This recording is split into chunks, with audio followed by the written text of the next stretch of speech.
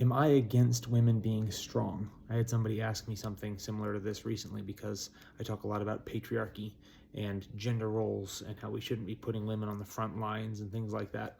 And so they asked the question, so are you saying women shouldn't work out?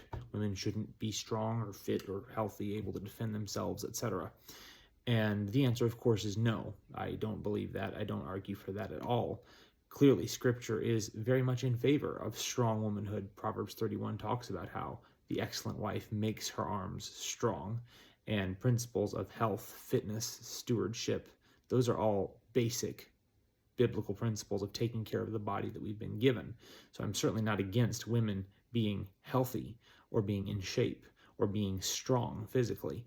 And furthermore, as far as self-defense is concerned, I'm not at all against women learning self-defense. In fact, that's very important to me. I view it as part of the role of a husband as a protector of his wife and a father as a protector of his daughters, to make sure that they have at least a basic familiarity with situational awareness, self-defense, what to do if you're attacked, etc., and as well as carrying the great equalizer as much as possible. I'm a big fan of all of that. So that's certainly not what I'm advocating. What I am, or that certainly is not what I am advocating against when I advocate against strong womanhood per se. What I am advocating against is our modern cultural definition of what a strong woman is. What a strong woman is, by our modern cultural definition, is strong by masculine standards. It's strong in the same way as men are strong.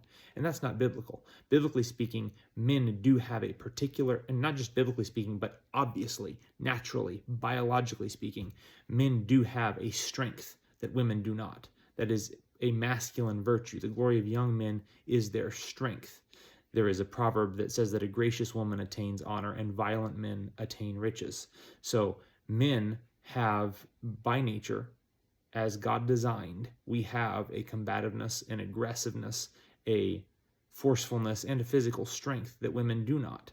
And I object to our cultural push that women should try to get as much of that as they can. There is a vast difference between a woman knowing some self-defense and a woman being combative and aggressive. There's a vast difference between a woman being strong. I mean, I've watched my wife go through labor 5 times, okay? That's strong womanhood. I have seen feminine strength at peak levels. I'm a huge fan of strong womanhood, but I want that strong womanhood to be defined by God. I want, when we say strong womanhood, that should not conjure up images of Black Widow.